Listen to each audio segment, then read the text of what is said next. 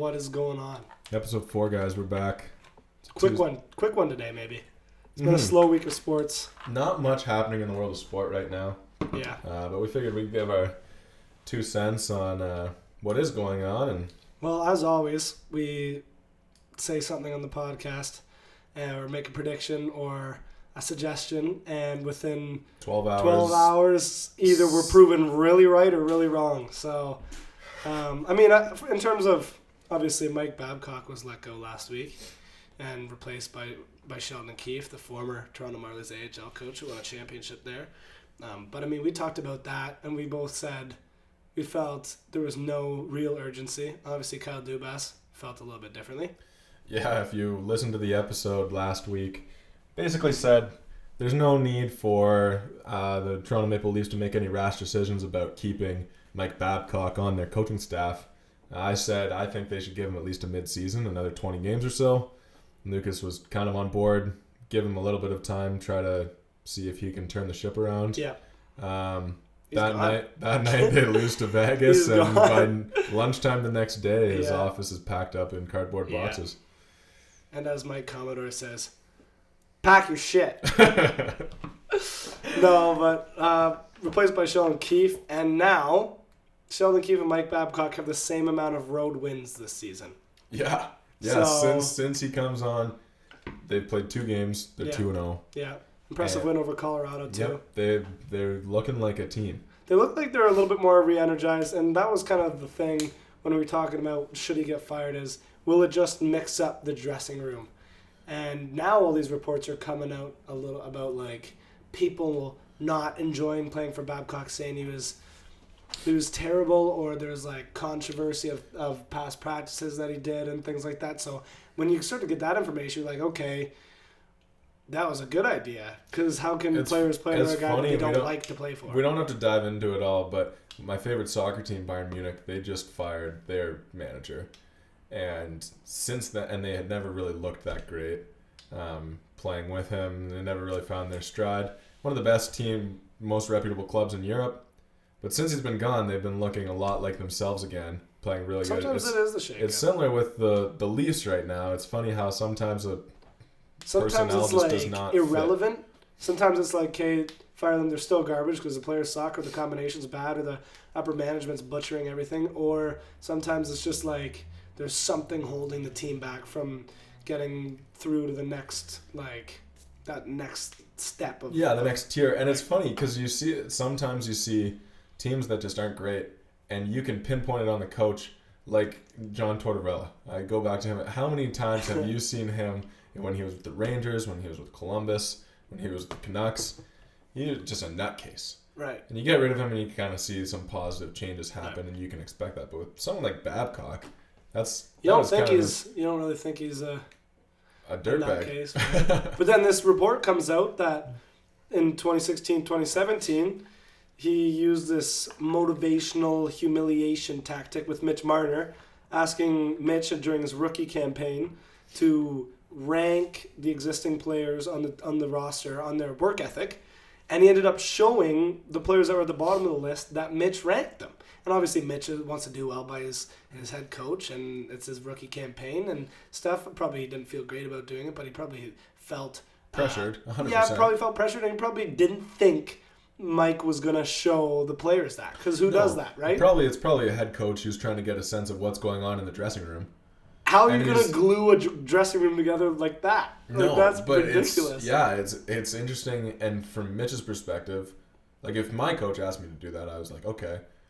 The coach just wants to know from a teammate's perspective, who do I need to motivate more to get better work ethic? That's what I would think of it. I wouldn't think that the coach is going to go Such a snake move. Yeah, that is interesting. Move. And then can you imagine being one of the veterans on the team if Mitch ranked him a little bit lower and being like, who's this kid? Yeah, this guy's a first-year guy, and it's not like Mitch in his first year was like Austin Matthews in his first year, right? So, but obviously Mitch kind of explained it earlier on this week that like he was lucky enough that the guys there didn't hold it over his head and were kind of just like they went with it. It was a tight-knit group, and they just got over it pretty quickly, which is good because you never know how that impacts somebody's career. There's unrest in the dressing room.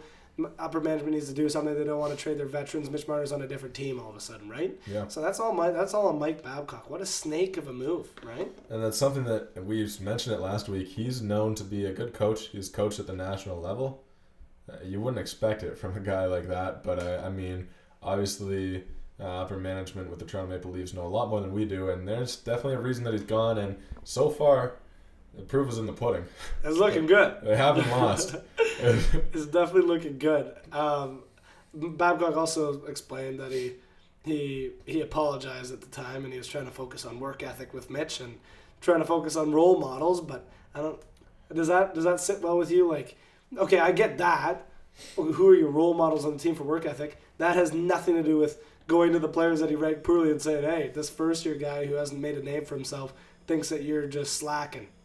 Right? Yeah. I would be so mad. Especially someone like, when you're getting up in your years in the NHL, you're getting fairly close. I mean, obviously not as old as Babcock is, but there are a lot of players who aren't that much younger than their coaches. Mm-hmm. If your coach came up to you, two full-grown men, and your coach told you that this little 18 or 19-year-old kid doesn't think you're working hard enough, Yeah. you're going to tell him to shove it. Like, Yeah, honestly. It's funny. There have been clips, and obviously there's lots of stuff going around social media, but there was a clip of the sports show saying, and the headline at the bottom on the ticker tape said, Leafs 1-0 since firing Babcock. And it made me think of Ben Simmons from the 76ers. He made his first ever career three-pointer. Right. And the next morning, all over the sports shows, it said 76ers 1-0 when Ben Simmons hits a three-pointer. Yeah. It's like, he's only ever hit one. Yeah. Well, it's the Lakers. Lakers are 14-1 when Alex Caruso plays. And it's funny because there's all the Alex Caruso memes and everything like that. But he's averaging 5.5 points a game.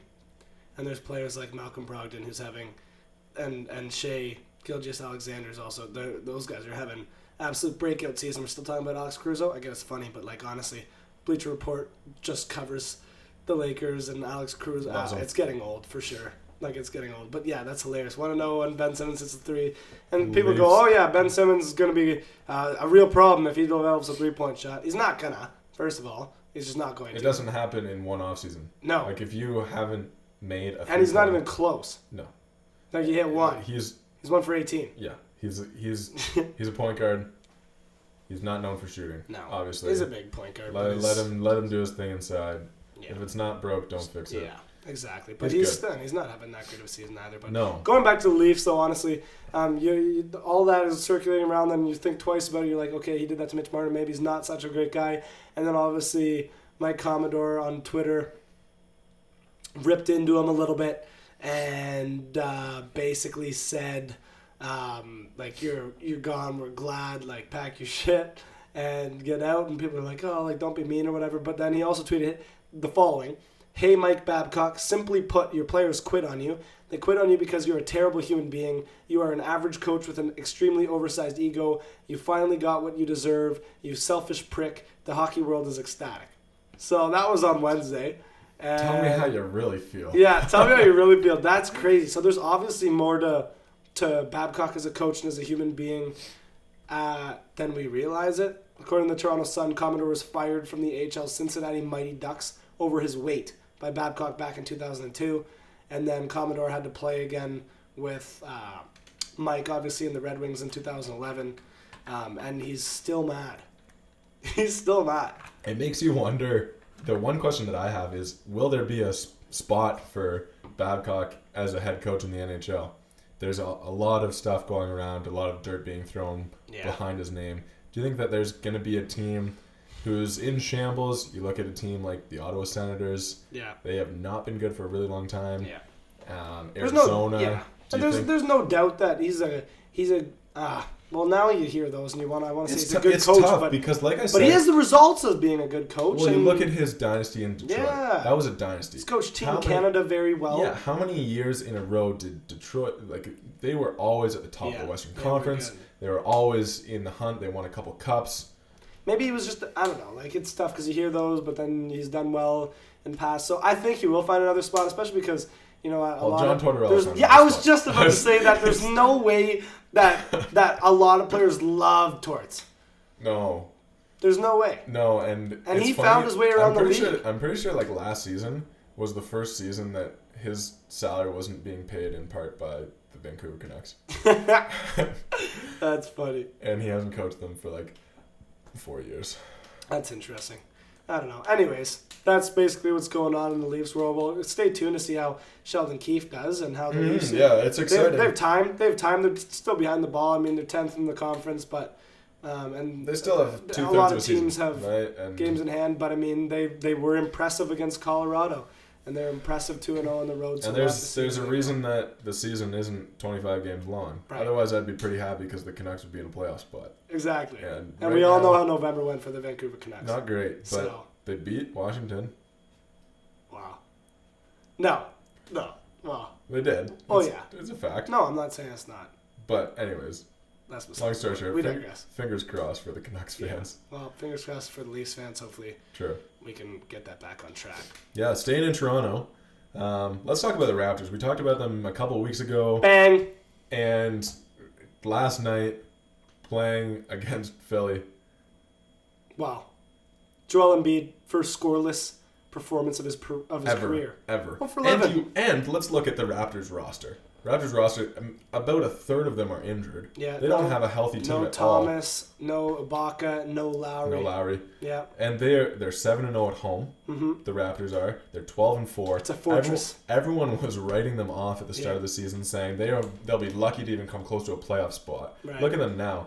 They hold a team like that to under 100 points and a player like that scoreless for the first time ever. You're silly if you don't think they're in contention to win the East. And like we the said, Celtics look dominant, and you know what, the 76ers here and there do look good, but it's just, wow. Are they ever impressive just defensively? Like last week we talked about how they were holding teams to the lowest field goal percentage, and nothing's changed since then.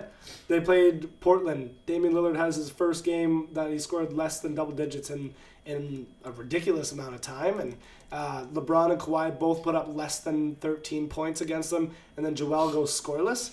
But then what really grinds my gears is Max Kellerman gets on to his show earlier on, or today, sorry. I'm not 100% sure and I can't remember. One of them. Yeah, and Max Kellerman he tries to play it off. He goes, I think the 76ers just put the East on notice because he's like, Joel Embiid had 0 points and he lost by 2 possessions to one of the best teams in the East at Scotiabank Arena, and the Raptors are lights out. Are you serious, man? What a joke. Well, how could you joke. No love south of the border? Are you serious? You're talking about the 76ers putting the East on notice? How about the fact that one of the teams that is heavily favored to get to the finals just got shut down by an undermanned Raptors team? Yeah. Like, they just absolutely shut them down. One of arguably the best center in the league had 0 points. It's like the old saying, like watching them, I think of the old saying, the best offense is a good defense. Absolutely. We're seeing that right now. And the way that they're winning games isn't by putting up 130 points a game like you saw Golden State do with their dynasty when they were winning championships and making it to the finals year after year. Yeah. They're consistently scoring around 100 points, 110 points, but they're holding teams. And like we said, they have the best defense right now statistically in the NBA. They're a force to be reckoned with, and Nick Nurse, there's a reason. He's got it going on. He's got it going on over there. Won a championship last year. I love that. I love that for Nick Nurse. And you know what? How far are they off their pace from last year? Because there was a lot of questions on the roster. But if you look at the stats right now, year to date, Pascal Siakam's 1.5 points behind where Kawhi was, but he's a rebound and a half above him and an assist above him. And then Kyle Lowry is 5 points above where Pascal was at. Van Vliet is 3 points above where Kyle was at. Terrence Davis is a point above where Fred Van Vliet was at. And OG Anunoby was 2 points above where Danny Green was at. Rondae Hollis-Jefferson was 5 points above where OG was at. So look, that is literally a starting lineup, not completely, but that's 5 players who have surpassed their counterpart from last year on a championship-winning team that absolutely dominated the league last year. It's guys just filling roles. God, role players. Love to see it. Playing their role, Amazing stepping defense. up when they need to be accounted for, and look at the result. Oh my God. They're a force to be reckoned with. They're a fun team to watch. Marc Gasol is just an absolute beast on defense. Yes. He's number 6. He's sixth in defensive win shares among all centers. He's not doing great on offense, but No. we didn't acquire him to become but a Joel Embiid on offense. is the best Giannis offense. Absolutely, yeah. He absolutely shut down Joel Embiid last night. I love it. You think of it, if Joel Embiid puts up 6 points, yeah, which it would be low for him. Yeah. He puts up 6 points. Yeah. The Raptors don't win that game. Yeah. Right? So I get what Max was saying when he goes, okay, Joel Embiid had the worst game of his career. It'll likely never happen again. No, but that is a result of the way that the Raptors play. It's not. It's not fluke that LeBron, Kawhi, Embiid have had very poor. Yeah, and 4 of the best players in the league have had very poor offensive showings against the Raptors. They are smothering. Yeah, they're just smothering. It would be different if you saw Damian Lillard go in there, not have a great game. Yeah. And then the other 3 stars that we just mentioned put lights out. Yeah. But no, they're locking down on defense. It's fun to watch. It is. And you know what else is fun to watch? Carmelo Anthony last night. Yeah. Holy smokes, are we serious? This was another thing we talked about last week. And we said, I wonder how he's going to do. And his debut was okay, 4 for 14. But what did he do? 14. What did he do? He hits the first shot as a 3-pointer, puts the 3-point gun to his head in front of the crowd. 3 points to the dome. Just kind of like, hey everyone, I'm still here. I'm still here. I loved it. And I mean, last week before his first game, he kind of laughed at one of the journalist suggestions that he was going to come off the bench. Last night he showed out. The Blazers are really, really, really struggling. But Carmelo Anthony, 25 points in 31 minutes, 50% from the field, 4 for 7 from 3. Yeah, I love that. I love that for him. And he even made a comment saying this ain't a damn farewell tour. I love that. Let's go. He's not here just for one more kick. Carmelo's chilling. He's happy with where he's at. He's loving life back in the league, and he's ready to keep proving the haters wrong. Yeah, I mean he's not going to be like putting up 25 points a game tonight, obviously. And then against the Cavaliers, he went 0 for 8 from 3 and 5 for 15 from the field with 11 points in 35 minutes. So but I mean you can see flashes. So maybe he can settle in and get back to that. Like, who would have thought? I mean, I'm sure all the Carmelo Anthony diehard fans are like, yeah, we knew it, but did you really? Like, yeah. I mean, he hasn't played for a year, and when he did, he wasn't doing incredibly well. So. It's like when scouts say, "When I know, and with you, I know." Yeah. That you're going to be something special. No, Nobody knows. No. Right. And the way that he's been playing, it's not like he's breaking any records, but it's fun to watch him out there. It's fun to watch. And he's got so much support from all of his buddies in the league and 100%. You look at his old friends and his old rivals. They're happy to see him back. They don't want to see a player like this. It's great to see him back. Yeah, what a legend. It's a legend, so hopefully he can keep doing well. The Trailblazers really need to turn their season around because they're absolutely disgraceful. Not great. We'll have to see how that kind of works its way around. Yeah. Last little bit we want to talk on. Again, we mentioned not much happening in the world of sport right now, but our favorite sports. Favorite sport, NCAA basketball. Come on. A lot of fun. We talked about Kentucky. We said that they might go undefeated within a couple hours of us saying that they lose to an unranked opponent. Then another team who looks very, very strong, Michigan State in the Maui Jim Maui Invitational Tournament in Hawaii. They lose to Virginia Tech. The Hokies 6-0. 6-0, baby. An unranked team, but they lose Kerry Blackshear Jr. to Florida, transfer over to Florida. They're looking a lot less like the typical Virginia Tech team that you'd see, a gritty team that just barely lost to Duke by 2 points last year in the tournament. But they dethroned Michigan State. Michigan State beat Georgia today, but they're 4-2. Right. With that loss, that put them at 3-2. Yeah, it's not a great. They're still a top 10 team in my opinion. Yeah, they're gonna slip. That's a game they shouldn't lose. Yeah, they should be in the latter half of the top 10 by next Monday. I would hope. Yeah, I think they'll be around 6, 7, 8. 7 or 8 in my opinion. For sure. After that, a neutral. Virginia Tech. Obviously, they're kind of turning some heads. They haven't had a lot of expectations. Wouldn't and be they're still surprised not, to see them in the they're top not getting 25 any. eventually. Yeah, they didn't have any AP poll votes last week, but I think that's definitely going to get them in the conversation. 100%. Whether it's this week or the next week, depending on how they do against Duke, which is a game coming up next week. Big week next week. We have Duke plays Michigan State in the ACC Big Ten Challenge on Tuesday, Huge. and then Duke travels to play Virginia Tech. The reason for that game, that is a conference game, but Duke was in the Champions Classic, State Farm Champions Classic, when the rest of the ACC teams. Anyways, they go to Virginia Tech next Saturday. Yeah. So big week for the Blue Devils to see. That's going to be tough for them to come out of that week staying on top of the AP poll. That'll be a full test for them. Because they need to go 2-0 to stay. When you're number one, you need to win, keep winning, to stay number one. Absolutely. Because there's going to be a team right behind you that keeps winning. Yeah. Unless you're playing the teams below you and you beat them, and then you have a slip up against another good team or something. Yeah. Exactly. No, you're right. That's going to be super interesting, and it's just been kind of a crazy week. Anthony Edwards, obviously 5 stars at Georgia, has struggled early on in the season. He had a 6-point performance a few nights ago, but then tonight he absolutely shows out against Michigan State. Comes back, they were down by 25 at one point.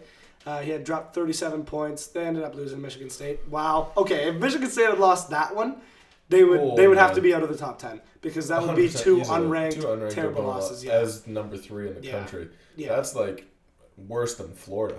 Yeah. That's getting into game. Absolutely, territory. But Florida's back in there. Yeah, Florida's chilling in there at 24. So they back in the top 25. They beat number 18 Xavier. Big win. And that was a big character win for them. Xavier dropped 7 spots after that loss. Oh yeah, they're hanging on. Something to get their confidence up a little bit.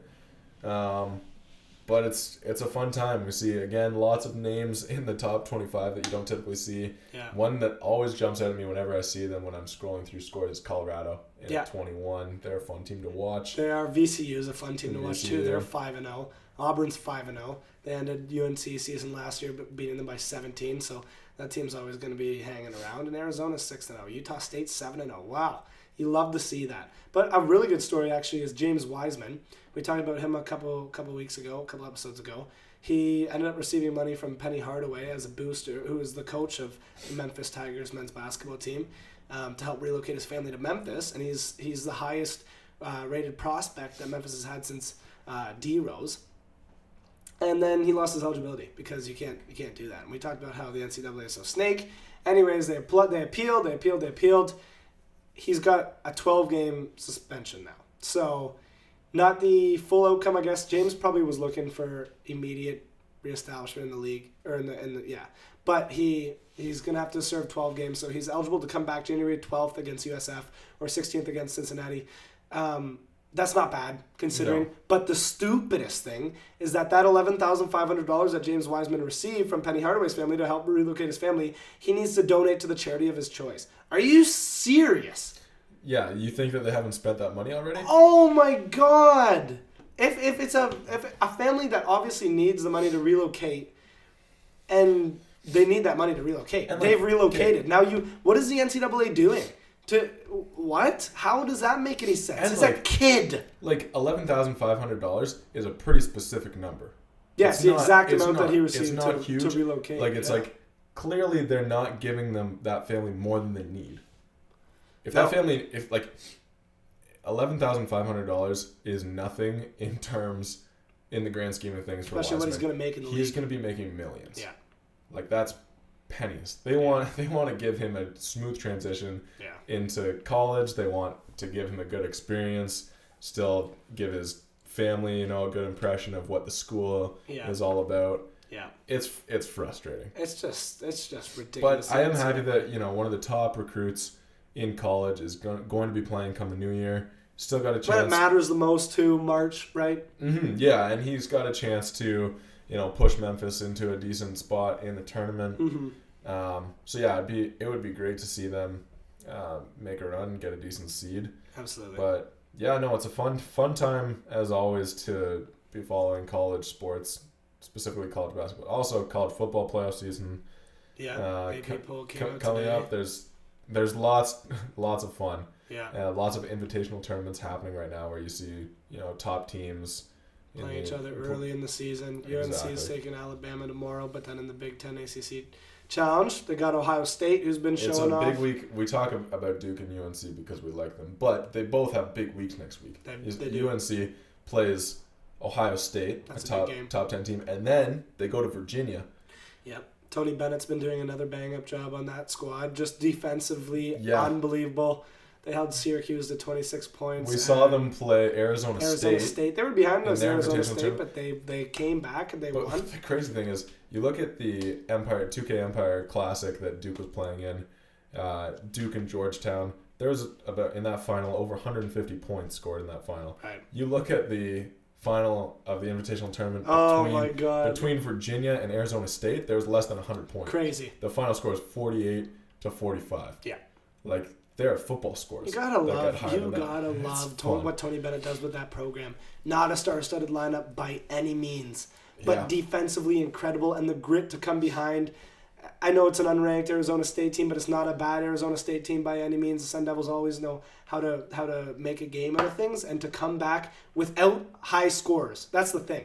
Is UNC could go behind, or any of those top 10 teams that have those 5-star recruits can go behind, and they can they'll just rely end on up their 5-star recruits to 100% shoot the lights out. To Virginia doesn't score have that. They 40 get out points. of those by just locking down Yeah. defensively. That's It's crazy. it's like they get down by 11, 12 points, and that team that they're playing against won't score for the next 8 minutes. Oh, Like, it's got to be so it's frustrating crazy. too. And especially, it's impossible to find any kind of rhythm against a defense like that. Absolutely. But yeah, lots of fun in the NCAA basketball. Again, Toronto fans starting to look up for the Leafs and the Raptors. What's not to love? We're in the about same the way spot that as it's we were playing. last year And yeah, so far. Pretty much exactly without one of the top 3 players in the league, but Yeah. that's okay because people are stepping up. So 100% role players. it's not a baby. bad time. It's always going to be an exciting time to be a Toronto fan, I think. And lots happening as always. But I think that's all the time we have this week. Yeah.